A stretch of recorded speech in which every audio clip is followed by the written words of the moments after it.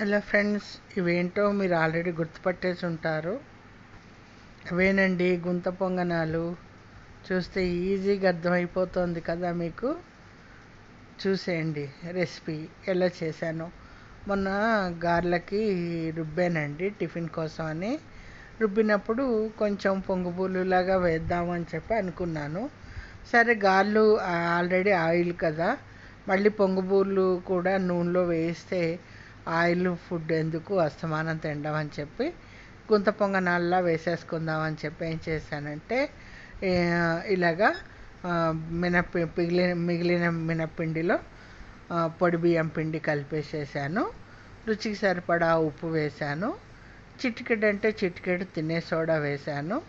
వేసేసేసి చూశారు కదా కన్సిస్టెన్సీ. కలిపేసేసాను అనమాట. కలిపేసేసి ఓవర్ నైట్ ఉంచేసాను అనమాట. ఉంచేసేసి ఫర్మెంట్ అవ్వడం కోసం ఉంచేసాను. తర్వాత రోజు చక్కగా కొత్తిమీర, పచ్చిమిర్చి, జీలకర్ర, అల్లము మిక్సీ పట్టేసేసి ఇందులో కలిపేసేసాను. అలాగే ఉల్లిపాయ ముక్కలు కూడా కొన్ని వేసేసాను. వేసేసి చక్కగా ఈ గొంత పొంగనాలు అది కొత్తదండి. అయితే ఏం చేశానంటే కడిగేసేసి సీజనింగ్ చేసి అట్టే పెట్టాను అనమాట.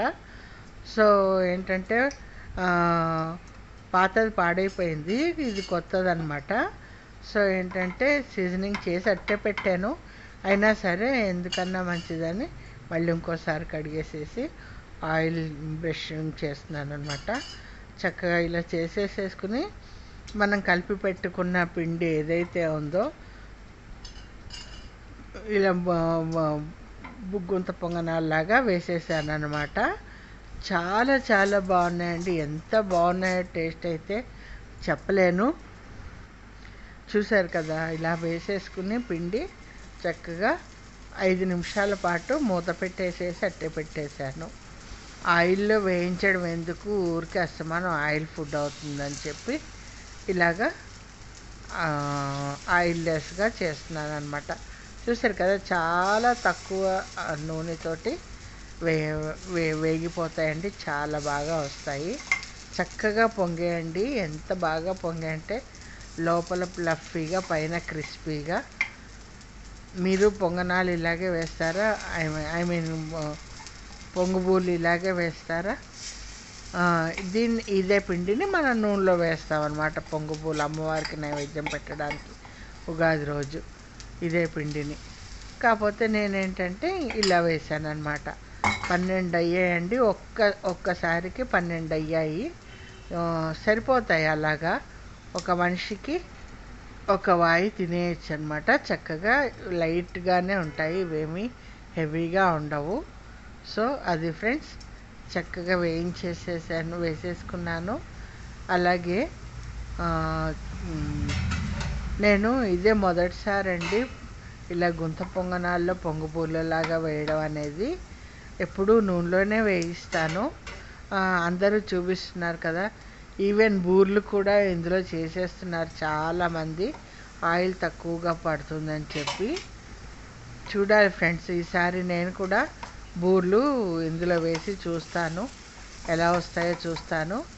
చేసినప్పుడు తప్పకుండా మీకు కూడా చూపిస్తాను. చాలా చాలా చాలా బాగా ఈజీ. చూసారా ఎంత ఈజీగా తిప్పేయడానికి వచ్చేస్తుందో. చూసారా చక్కగా. నేను స్పూన్ పెట్టి తీసాను, యాక్చువల్గా అలా కాకుండా చక్కగా చాకుతోటి ఈజీగా వచ్చేసిందండి. అలవాటు పోయింది, ఎప్పుడో చాలా ఏళ్ళైపోయింది కదండి, పెద్దగా వాడింది లేదు. అందుకనే నేను ఇంకా మళ్ళీ కొనుక్కున్నాను అనమాట. చక్కగా చాలా బాగుంటాయని చెప్పి. అసలు మీకు చూస్తే తెలిసిపోతుంది కదా, నేను తిప్పుతుంటేనే మీకు అర్థమైపోతుంది కదా ఎంత ఫ్లఫీగా ఉన్నాయో. చక్కగా చాలా బాగున్నాయండి.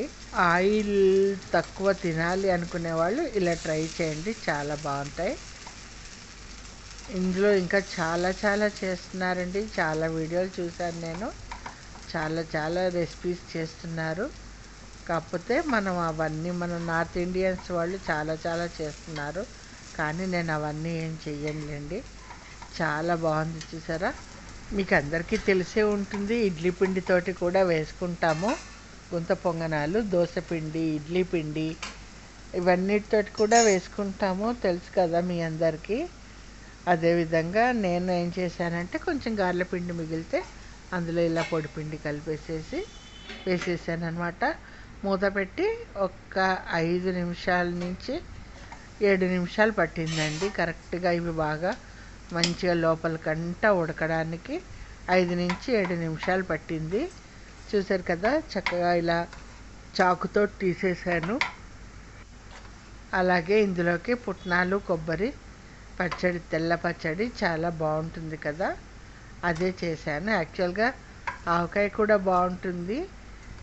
ఏదైతే ఉందండి, మనం చేసుకునే దాన్ని బట్టి ఉంటుంది. చూసారు కదా, చక్కగా ఈజీగా తీసేసుకోవచ్చు ఇలా చాకుతోటి. చాలా ఈజీగా వచ్చేసాయి. నేను ఆల్రెడీ సీజనింగ్ చేశాను కాబట్టి మనకి ఈజీగా వచ్చేస్తున్నాయి. అది ఫ్రెండ్స్, నచ్చిందా మీకు ఈ వీడియో? నచ్చితే తప్పకుండా మీరు కూడా ట్రై చేయండి ఫ్రెండ్స్, చాలా బాగుంటాయి. ఎప్పుడైనా గారెల పిండి అది మిగిలితే ఫ్రిడ్జ్లో పెట్టితే ఆయిల్ పీల్చేస్తాయన్న భయం ఉంటుంది కదా, అంతకన్నా ఇలా ట్రై చేయండి. చాలా చాలా చాలా బాగున్నాయి. వేడిగా ఉన్నాయి కదా, ముట్టుకుందాం అంటే ఫ్లఫీగా ఉన్నాయండి, చాలా చాలా బాగున్నాయి. ఓకేనా ఫ్రెండ్స్, నచ్చితే ఈ వీడియో లైక్ చేయండి, షేర్ చేయండి, సబ్స్క్రైబ్ చేయండి.